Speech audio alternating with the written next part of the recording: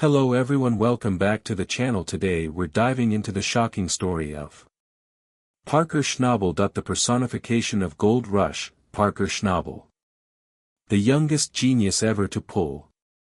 Millions of people have left the freezing earth.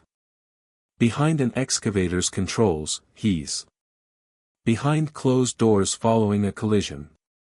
Conclusion: in one of the most startling historical mining cases involving the environment, the gold empire of Schnabel has been stopped cold, and life was handed down in the sentence. Incarceration, no parole, and no remaining appeals. Parker is the same one who utilized his money from college to launch a mining company, who extracted gold valued at more than $13 million. Who transformed mud into television by 24. Collected $24 million in gold during just season 14, yet he's now worth $16 million. His dominion is frozen as of this year. Creek accusations are being looked into, and one pressing question remains for supporters. How did the hardest disciplined person perform? In TV history, working miners go from. Parker Schnabel was kept away by a legend. Is accustomed to being under pressure. The gold game from his adolescent years. By 24 he had already stopped $13 already. Millions of dollars worth of gold. His staff is excellent. In season 14 alone, million, and we're currently in season 15 of the gold's price is higher than ever. He ought to sit elegantly, but instead, he is in danger of going bankrupt. A breakdown, and now a significant darker, because in between chasing ounces and pursuing Parker's legacy, one choice that alters everything. And that's where the narrative changes. Directly into a courtroom and entering. Parker had a single number on his. Remember that the aim was 10,000 ounces. That's more than $26 at the current gold price. The amount is enormous, millions, but to get there, he required more than just diligence. Major volume, significant compensation, and no delays. And he took a step at that point that raised eyebrows, followed by alarms. He spent $2.5 million to purchase two huge claims made by Sulphur Creek and Gold Run. These weren't only dirt patches. They were among the wealthiest in history. Locations throughout the Klondike that generated $1.5 billion worth of gold throughout the previous century, but they were also hazardous terrain with unstable stripped ground. The unidentified liabilities. Parker didn't. He wanted a chance at greatness, so he hesitated. And he was prepared to discard everything. In order for the new claims to be successful, Parker had to relocate his largest wash. Exclude Bob from the allegation made by Ken and Stewart. It took 25 miles to get to Sulphur Creek. He offered his longest try to date. Team only needs 10 hours to do it. That's crazy, not just tight, but they nearly managed to pull it off. Rushed to repair damaged pieces, Tyson Lee. Logistics were pushed, and Bob was eventually. Things are temporarily up and running. Looked fantastic in just 4 days. Bob arrived. $290.050 value. $766,000 plus an additional. At the elbow cut, $276.010 from Roxanne and Parker's group surpassed 6,000. 16 million ounces are recorded on the books, and suddenly, the gamble appeared wise. However, the clock behind the scenes was ticking as they went more into Dominion. Bridgecut and Creek have more problems. Big Red Parker's workhorse wash emerged. After more than 12 seasons, the plant died. The tension bars cost $53 million in gold. snapped, ending the entire process. That plant had generated 34,300 ounces over time, and at this point it was. Roxanne and Bob were the only ones jogging. Parker lost his margin of error when he required things to go smoothly, yet everything was different from what you saw on TV. Was the legal issue that was already developing. Rushing to amplify his assertions and, before winter arrives, extract every last bit. Parker made quick deals on the things he bought. Adjacent claims made under a private deal that neglected environmental. Examine the procedures and the time his team started construction at Sulphur Creek. Arrived with inquiries regarding permits regarding disruption of a protected watercourse. Regarding abandoned gasoline tanks interred on the inquiries about property that didn't have tidy responses that you most likely missed. The initial indications of a postponed inspection. Government officials' discreet visit. However, the warning signs were present, and as Parker advocated for more efficient operations. 247 aircraft transporting thousands of yards of gravel via protected zones, those red flags became subpoenas, and then the actual shocking federal accusations were suit, alleging Parker's deliberate environmental infractions, not minor ones. Enormous disruptions caused by illegal dredging. Several streams under federal protection. Carelessness in the disposal of garbage is linked to returning to that land sale worth $2.5 million and prosecutors' further investigation revealed additional needed documentation enable surpasses and, worst of all, is fabricated.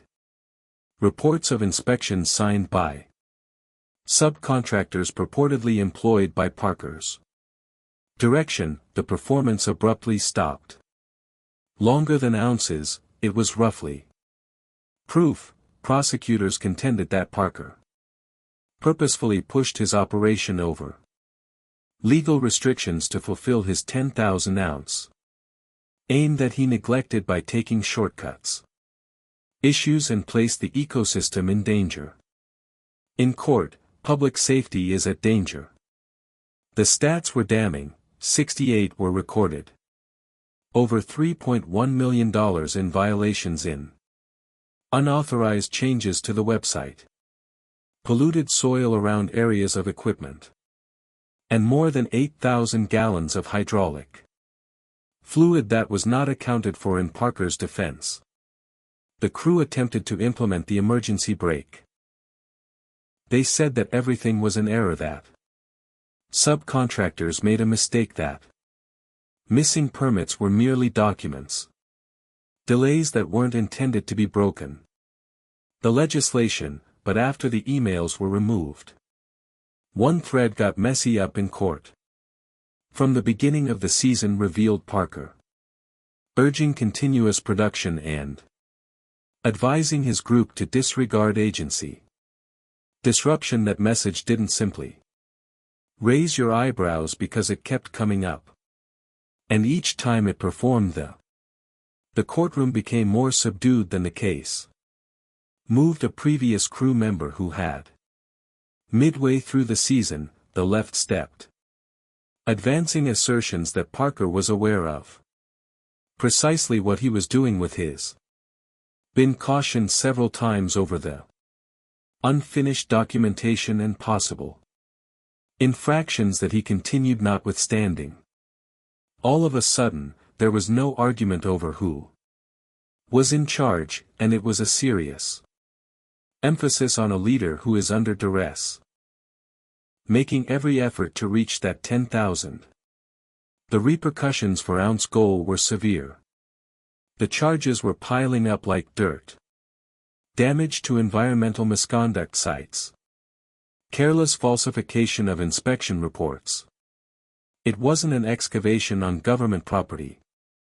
Error, there was a pattern of pattern that the prosecution referred to as intentional noncompliance with regulations and when the list was expanded to include impediment. From serious to career, everything changed. Ultimately, the court did not suppress it. Decided that Parker's behavior complied with the greatest degree of environmental damage.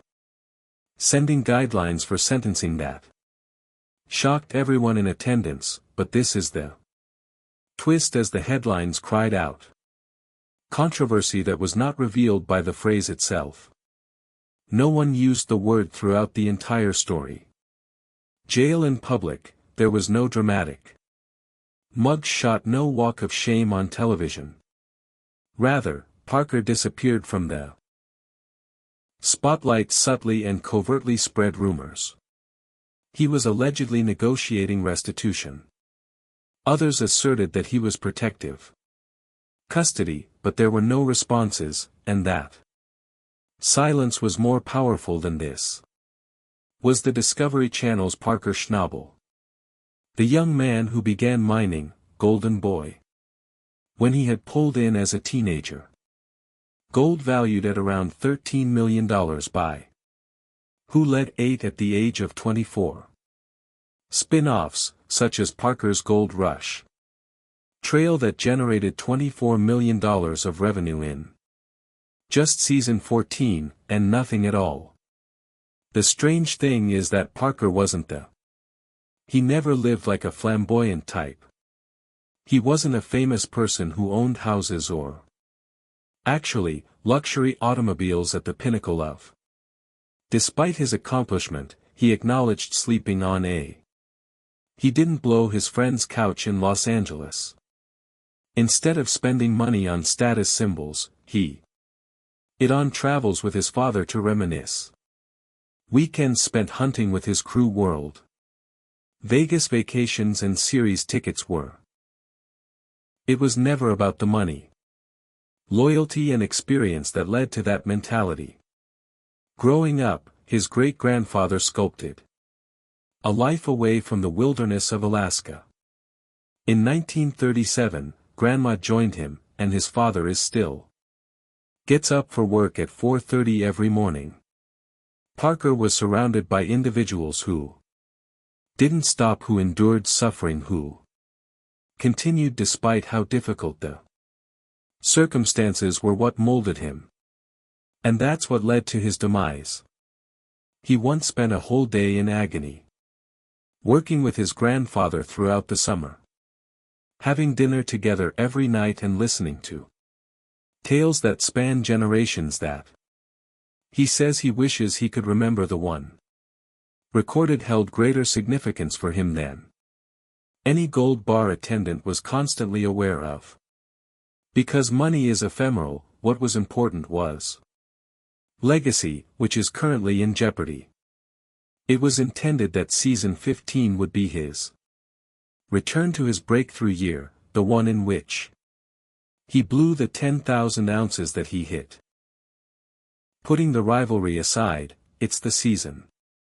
People are referring to equipment as cursed. Breakdowns allow for consecutive nightmares. It was all stacked against legal threats. Him, and Parker attempted to remain determined to work harder, faster, and smarter. Wasn't sufficient, the pressure mounted, and something broke, but no one knows what it was. The $16 million he made follows next. There are a lot of legal reviews this season. The crew has put the claims on hold. Dispersed, some are remaining silent, some are attempting to keep everything together, but everything would be different without Parker at the center. Does not feel the same. Dominion Creek was the Parker's largest wager to date. Didn't simply lease the land like he did previously. Purchased it outright, so there would be no monthly fees and no royalties, but it also indicated that he bore all the risk of that check. He agreed to pay $15 million up front. Payment with no reimbursements, and that was just to Get going 'cause Dominion's gold. It wasn't just sitting on the surface. Buried more than 40 feet deep, it reaches. Would require equipment that costs millions more. Fuel, time and labor based on the figures. It seems to be a brilliant move that Dominion holds. 80,000 ounces of gold, estimated, at costs on the market right now are about $2,000 per. $160 million, or 1 ounce, is sitting in there. It wasn't just a mine to dirt Parker. If he could pull it off, he viewed it as a future. 10,000 ounces annually, spread throughout 6 seasons. He would arrive, that was the objective, that was the template, but a catch existed. He was only going to be on the water for 6 years. Permits and licenses, and then no assurances in the event that regulators did not renew. The license that was left in the ground would be completely destroyed, so Parker went, as he always does. Allen and his team began transporting soil by the 25 million bank cards that are over the duration of the claim that degrades to more than 4 million yards annually, and when the substance is actually moved, increases in size, becoming closer. That sort of 30 million yards. Not only is the workload draining, but its cruise wear is broken by crushing equipment. Schedule lapses cause the pressure to not. It hits everyone when it simply falls on one person. Tyson Lee, you sensed it everywhere. The whole team, including Mitch Blaschke, were weakly under the gun due to this. Had no safety nets and wasn't a lease. Every ounce of delay cost money. Parker, they didn't get back $1. Would never return, and Parker's failure wasn't a possibility following that check. Not on that schedule, nor at the time though. His presence was essential to the entire process. More than the annual average of 10,000 ounces. No exclusions. Let's go back a bit. Parker didn't play it safe to get here. From the instant he entered the emphasis on Gold Rush in 2010. He demonstrated that he was chopped from a distinct clothing, whereas other miners purchased toys and trucks that Parker concentrated on. By 24 hours, he had the ground strategy and team. Generated $13 million in gold revenue by season 14. The show and his haul made $24 million. Went all the way to the Klondike with him. He was from Oregon, Colorado, and even Guyana. Planner, a workaholic, and above all a fighter, but something happened in season 15. Was a game share who moved Dominion, but so. Parker acknowledged the difficulties that the cost wasn't the true source of anxiety. Losing his employees, reducing the size of those who had accompanied him from the. To begin with, he would prefer to lose money than lose them, which is precisely why he opted to expand rather than contract or change course. Not bail, he expanded and purchased more acreage. He even locked in a royalty for his operations. Handle minerals that are metallic for sole authority to mine a 12-kilometer area of Australia Creek. That agreement by itself came with a yearly minimum of $1 million. Obligation in addition to royalties on each ounce tugged, thus in addition to. With Dominion to oversee, he now possessed an complete alternative location beneath Little Flake. Under the mining umbrella, the speed at which the scale increased, which is what caused the crew to. According to Parker, it's dynamic and important. He didn't want others near him who was incapable of managing pressure if someone. They were out because they couldn't keep up. No second chances, no excuses, and with a long-term potential of $200 million at The stakes were higher than ever before. However, things weren't always easy since. The larger the business, the smaller. There was space for mistakes and every shattered. Wash the plant whenever there is a weather delay. Ounce below the quota, and it all added up to. That's where the conflict